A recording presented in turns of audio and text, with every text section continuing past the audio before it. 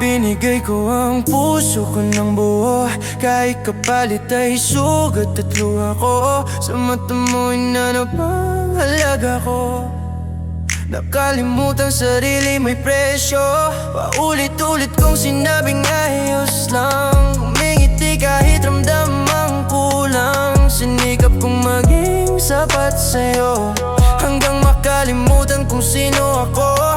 Pinipili ko ang pag-ibig na masakit kaysa harapin ang sariling sakit. Sa salamin ako'y nagtatago, luhang tanging tumatawag sa'yo.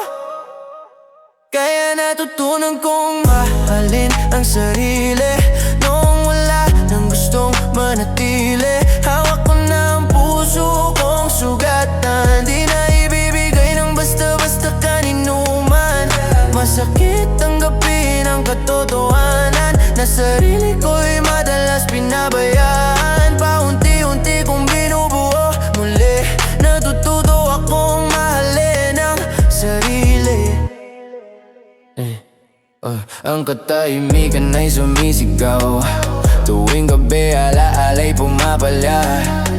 Mga salitang hindi ko nasabi, mga hangganang hinayaan kong mabali. Hinabol ko ang pag-ibig hanggang maubos, nilimot ang sarili para lang umangkop.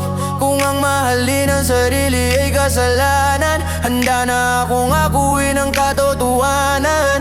Pinapatawad ko ang dating ako sa labis na pagmamahal sa maling paraan. Hindi niya alam kung paano maging ligtas, takot lang siyang maiwang mag-isa sa wakas.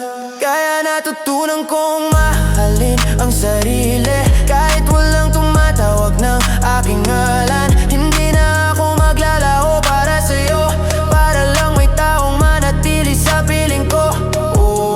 Masakit magilo, masakit makita kung paano ko ang sarili pinabaya. Pero ngayon pinipili ko na ang sarili kahit hindi perpekto, unti-unti.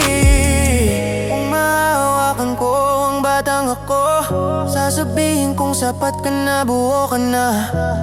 Hindi mo kailangang magmakawa, hindi dapat masakit ang magmahal.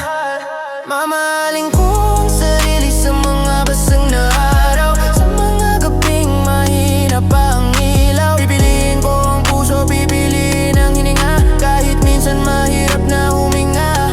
Hindi ko kailangan ng panggap para lang maging karapat-dapat sa kanila. Hindi ako ligaw, hindi nag-iisa, bumalik lang ako sa sarili ko na ako'y patuloy pang naghihilom at natatakot. Pero sa pagkakataong ito,